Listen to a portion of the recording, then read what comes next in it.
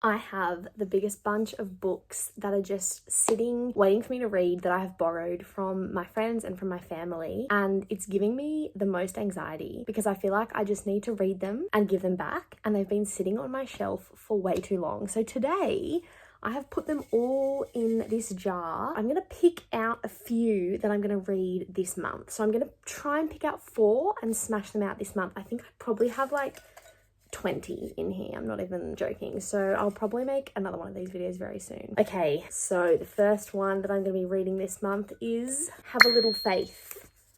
This is one that my auntie lent me. It's a hardback cover. It looks really old, but apparently it's just a really wholesome story about, I don't know, I'm pretty sure it's a real story, so it might be non-fiction. So we'll give this one a read. Second book for the month is going to be Letters from the Past. I don't know what this is about, but that's that. Okay, 2 more to go. Let's see. Third one. You Had Me at Hello. This is I don't know how to say her name, but Mhairi McFarlane, I think is how you say it. And I've been really wanting to read this. This is my cousin's book that she lent me. And lately I've been seeing so much of her books everywhere, like on YouTube, on Goodreads. So I'm excited. Lucky Last. I really, really want to pick out All the Light We Cannot See because I've been dying to read that. So I'm really hoping, but that's okay. If not, I'm sure it'll be next month. So let's see what it is. Homecoming. This is also another one that I've seen a lot of. It looks really thick, so I'm a bit worried, but they are the 4 books that I'm going to be reading this month. Here they are. The Homecoming, like I said. Oh, it is a chunky book. It has over 600 pages. And you know what? I actually don't think I've ever read a book this big. So I really hope it's good. Ooh, okay. It sounds like a murder investigation in South Australia. Interesting. I assumed this would have been a rom-com because it just looks rom-com-y to me. But it sounds like a crime, which is not what I'm expecting, but I'm really here for it. Oh, I'm actually excited. As I said, this is the one that I've seen so much. You Had Me at Hello. What happens when the one that got away comes back? I definitely know that McFarlane is a romance author, so I know this is going to be a romance type of book. It looks like it's about 2 main characters, Rachel and Ben. They seem like they were together and they fell apart and they haven't spoken for like 10 years. But then they bump into each other on one rainy day and the rest is history, I take it. It seems like they were like partners in crime. They were best friends. Okay, so they weren't together and Ben is married, Rachel isn't. So, oh dear. I really struggle with books like this with, is it infidelity, where people cheat on their spouse? So I really hope it's not that. But anyway, and also look at the chapters. It's really cute how she's written the chapters. See, there's like a guy and a girl in each of the chapters. That's so cute. The next one is Have a Little Faith. This is what I mean. Like it looks really old. It doesn't have, I don't know if it's just lost its cover or it just doesn't have a cover. It's by Mitch Albom. Looks like it was from a charity shop. And like I said, this is my auntie's. And it seems, yeah, so like I said, it's a true story. It seems like this might be a Christian book, which is really wholesome because my auntie knows I'm a Christian and so lent me this, bless her. This is the back page, so I wonder if it's kind of stories of 2 men who were Christians maybe and their life, but I don't know. Maybe I'll look into this a bit more and see what is behind it. The last one, guys, you know how I just said that I don't read chunky books?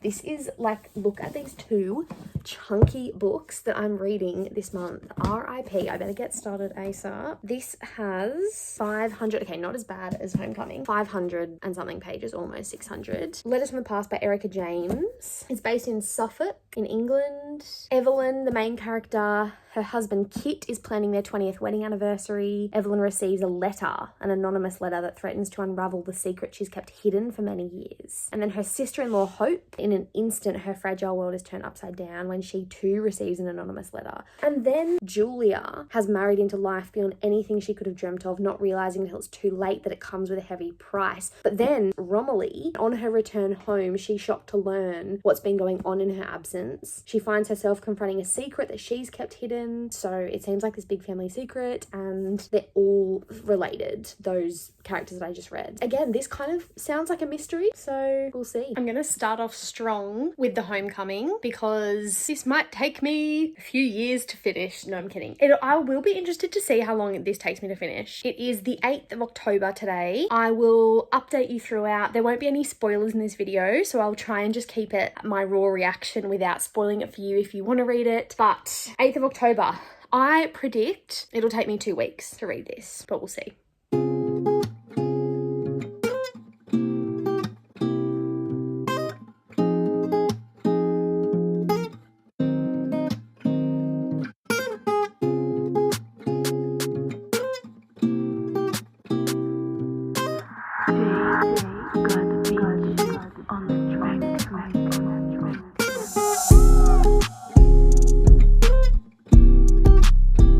I'm halfway through The Homecoming. Well, actually, no, I'm a quarter of the way. It feels like I'm halfway because this book is so big, but I'm a quarter of the way through Homecoming. And at this stage, I feel like it doesn't need to be this big, this book, because all that's really happened is that the author has kind of set up the characters and the plot and the scenery. And so it kind of goes back and forth in timeline to 1959 and then 2018. All I really know is the main character, Jess, the kind of fractured relationship she has with her mum, Polly, and then the really close nature of her relationship with Nora. And that's all I'll say so that I don't spoil it. I am a bit underwhelmed, not gonna lie. I feel like I'm not rushing to pick this book up every time that I think of it. It's more like, okay, I better keep reading because I'm only a quarter of the way through. I've actually started, when I'm in the car, listening to this on audiobook so that I can smash through it a bit quicker. So I had a journey to the Central Coast the other day, and I think I read like 10 pages because I listened to it in the car. So I feel like it's good for these big books to mix it up like that. Otherwise, I just don't know how I would get through all of it. It's also been 7 or 8 days since I've picked this book up. I predicted that I'd read this book in 2 weeks. If I keep reading at this rate, it's going to be a month before I finish one book. So I'm really just hoping that it picks up speed a little bit. I have a feeling now that she's set up all the characters and the plot and the scenery that there's going to be more drama and more kind of interesting things that happen, hopefully. So I will update you when it gets interesting. And if I come here and it's the end of the book, then you'll probably know what my rating is. But I'm still gonna not be too harsh on it. I'm not gonna write it off just yet. It's not like I don't want to read it. I want to get to the end and I want to keep reading it. It's just not a page turner type of book where you're itching to stay up late at night and read it. It's just kind of like, it'd be interesting to see how it ends, but I'm not absolutely dying to pick it up. So it's not that bad. I'm about an hour and a half left of the book. I'm currently listening to it on audiobook because it's just been so slow going. I don't care. Like, I don't care about the characters.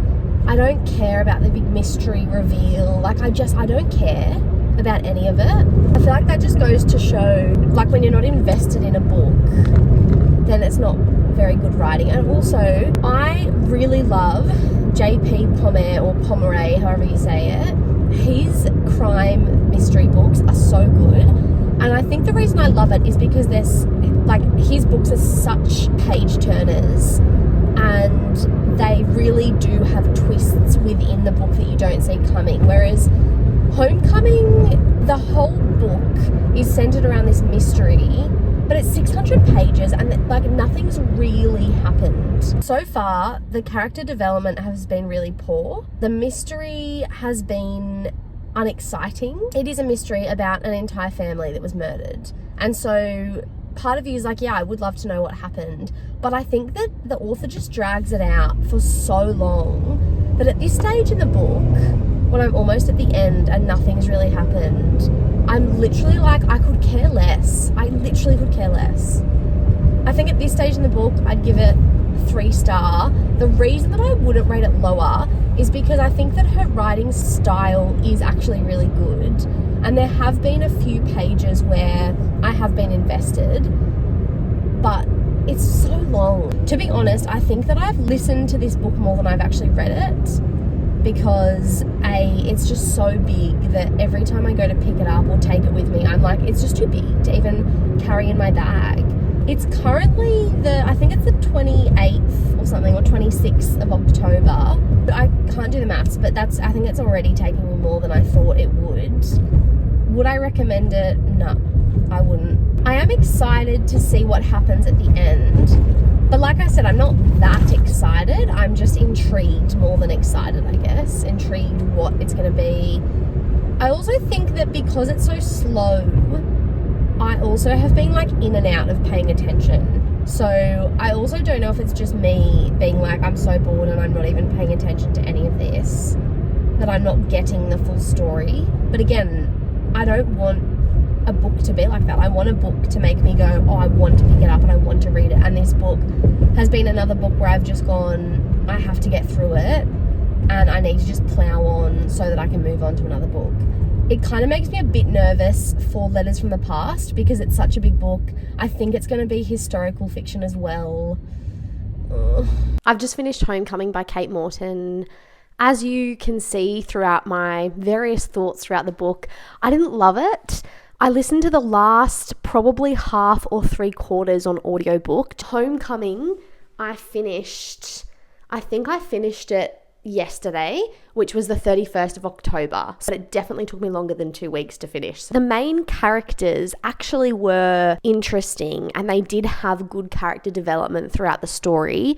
But overall, I think there were too many characters. To be really honest with you, I was so bored by the end that I didn't even pick up what really happened because I was just so off with the fairies because I just didn't care about the storyline. So I would actually love to go back and read the last 100 pages. I was reading some reviews on Goodreads. It's got a 4 out of 5 star on Goodreads, which is really good. So I don't know whether I've just missed something. Maybe if I went back to the start, knowing the characters, knowing where the trajectory of the story is going, then I'd be able to get into it a bit more. But also, a 600-page book, I don't really want to pick it up again and have to start from the start. I don't think it had to be a 600-page book. I think it could have been a very good, gripping 250-page book, and I would have enjoyed it a lot more. I think the back and forth between 1959 and 2018 it wasn't confusing, but it just kind of stunted the narrative for me at least. So my final rating for Homecoming is 3 out of 5 star. I thought the writing was good. I thought the idea was good. I just don't think the portrayal or how it was executed was great. I probably wouldn't recommend this book, to be really honest with you. I'm sure that there's lots of people who disagree with me, and maybe it's just because I haven't read really big, thick books before that I'm not used to it, and so it just took more energy than I'm used to. It was supposed to be an October TBR, and Homecoming took me the entire month of October. So it's going to spill over to November. It's probably going to be the end of November that I finish all of these books, but that's okay. And my next book is You Had Me at Hello. Caveat, I've just started reading this. I'm about a quarter of the way through. It's like a palate cleanser after that big, thick book. I'm really enjoying the storyline. The complexity of the characters is really interesting. The awkward dynamic of a guy who's married with a girl who just recently split up with her fiance and how they rekindle after not having seen each other for 10 years at university is really interesting.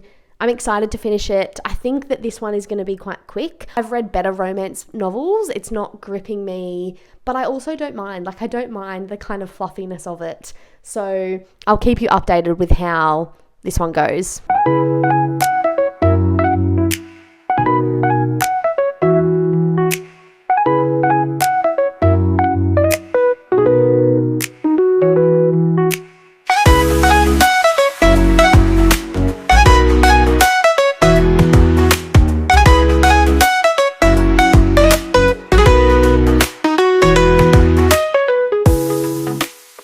I've just finished You Had Me at Hello. There's so much to say about this book. It definitely took me on a journey, I'll tell you that much. It was a very slow burn at the start. I feel like it took me a good almost 3/4 of the way or half of the way through the book to actually get into it.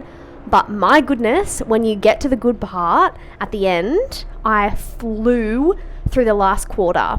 Okay, let me just tell you the journey that this book took me on. Like I said before, it was a bit of a palate cleanser. It was fine, but it was nothing gripping. And then I get absolutely hooked in the middle. The storyline starts getting really good. I feel like you learn a bit more about the main characters, Ben and Rachel, and their backstory, which I wish came earlier, because I feel like if it came earlier, I probably would have been more invested in the story. So when that backstory comes through and you learn about Ben's new life, I feel like that was a really interesting part. And then at the end, you're kind of let down a lot. But then I was like, no, I actually can make peace with this ending. You know, like, it's not what I expected, but I'm kind of at peace with it. But then something flips at the end, and you're like, oh, okay, I thought the story was going to end this way, and it's ended the complete opposite, but how I always thought it was going to end. So anyway, this book took me on a journey. I really enjoyed the friendships that Rachel had. So there were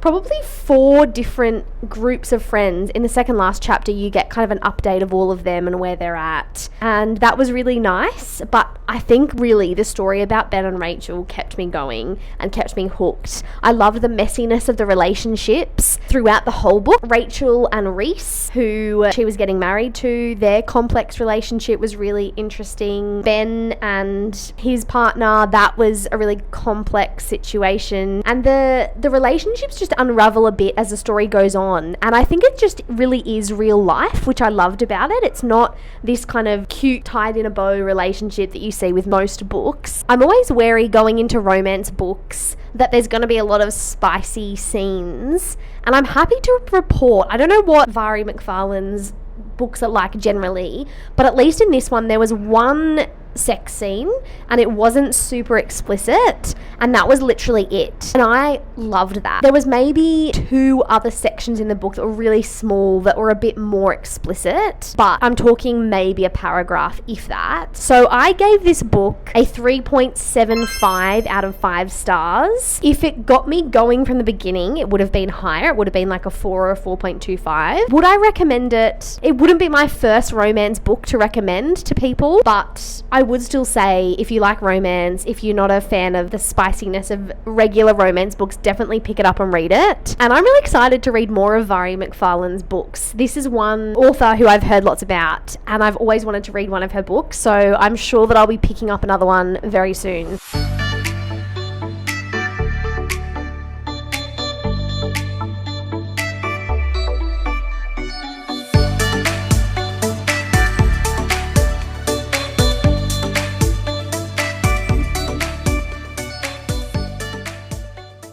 I have just finished Have a Little Faith by Mitch Albom, and it was such a wholesome story. So at the start of this video, I wasn't exactly sure what this book would be about.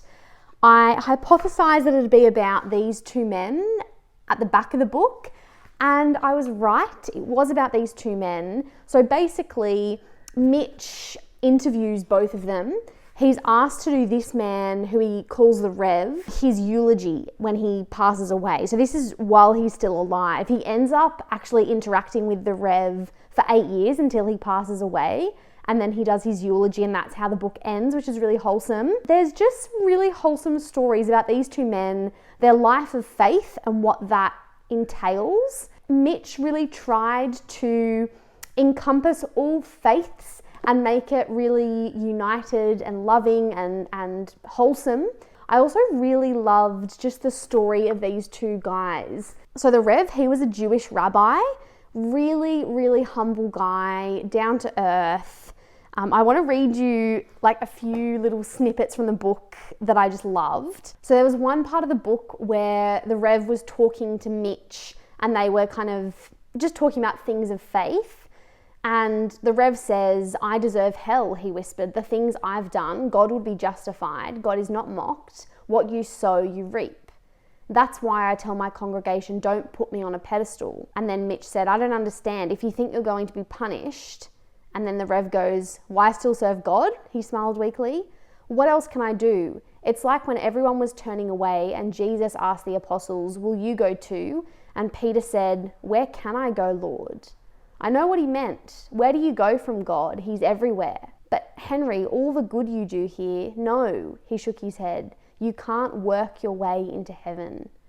Sorry, that was the interaction between Mitch and Henry, not the rabbi, the Rev. But I think there's something really humble about Henry's posture of just saying, you know, I deserve hell. This is a guy, I won't spoil the whole thing, but has had a really troubled life. Henry has really grown up doing some bad things. I think at one stage in the book, he even says, like, I have broken all of the 10 Commandments in some way or another. And so he really understands that he can't justify himself before God. And that's where faith comes into it, and that's where belief in Jesus comes into it. He doesn't kind of go into that as much, but I just love that line from Henry. And then there was one line from the Rev. It was actually the Rev's wife who said this that it was just a little throwaway line, but I thought was really beautiful and captured their marriage quite well. Sarah, which is the Rev's wife, says, "I've had 30 wonderful years with my husband, and I'll never forget the day we were married, November 3, 1944. Wait, someone would say, doing the math. That's way more than 30 years ago. Right, she would say. On Monday, you get 20 great minutes. On Tuesday, you get a great hour. You put it all together, you get 30 great years. Everyone would laugh and her husband would beam. In a list of suggestions for young clerics, the Reb had once written, find a good partner. He had found his. I just love that banter and the fact that she's like, yeah, marriage isn't all rainbows and sunshines, and that all those little hours and minutes equal X amount of good years that we've had. So I really loved seeing the dynamic between Rev and not just his wife, but also the various people in his life that he connected with. To be honest, I didn't think that I would love this book as much as I have. It was really heartwarming at points. I was like really teary because you feel like you really know this man, him and Henry. Yeah, I think their stories were really powerful. Yeah, really, really great. I think as a Christian, there are things that I don't align with that are a bit grating. I think it's good in that anyone from any background can read this, whether you're religious or not, and you can take away a really great story from both of these men, Henry and the Rev. So I have been thinking about what I'm going to rate this. It's so hard because I feel like this is so different. Well, it's not a fiction book, so I can't rate it on the same level as a fiction book. And I find it hard rating non-fiction books, but I think I'm gonna rate it a 4-star. It was really wholesome and I read it really quickly, like it didn't take me long at all. And I think I will go away remembering lots of the little anecdotes and just a lot of these guys' lives and what it was like and the great God that we have. So 4-star for this one. Unfortunately, for my final book in my TBR jar, I could not finish it. I got about 100 pages through and it felt very much like Homecoming. It was just long. It was such a slog to pick up. I didn't really want to pick it up. And so after 100 pages in, which is like this far through, like I'd only read that much, I just thought it's not worth it. I read Homecoming and I wish I hadn't. Like I just don't have the time to waste my energy on a book that I don't love. I wonder whether I read this first for the month and this would have been an okay read. I don't know. It felt very, very similar to Homecoming, just in its genre. So I think this is more historical narrative. There were so many characters that I just couldn't keep up. I kept forgetting which character was who. And then each chapter was from a different person's point of view. So like, I'm just looking at chapter 14 is from Romilly's point of view. Chapter 15 is from Isabella's point of view, etc., etc. So I feel like it was just really confusing seeing all the different characters' viewpoints from different lenses in every single chapter. I just couldn't keep up. I didn't want to keep reading. And also I looked it up on Goodreads because if it had a good rating on Goodreads, I probably would have pushed on and kept going. But it didn't have many ratings at all. So unfortunately, this is a DNF. But I'm glad that I read and got through 3 that I can now give back to my friends. I still have a stack that I need to read and give back. I think next time I'm just going to pick books that I want to pick. This is a really good lesson for me. I am not going to borrow books from friends who insist I take things when they are too big, they are historical narrative, and probably honestly don't take big books that are like over 300 pages or 400 pages. That is my 4 out of 4 books, 1 with a DNF, and here are my final ratings for all of them.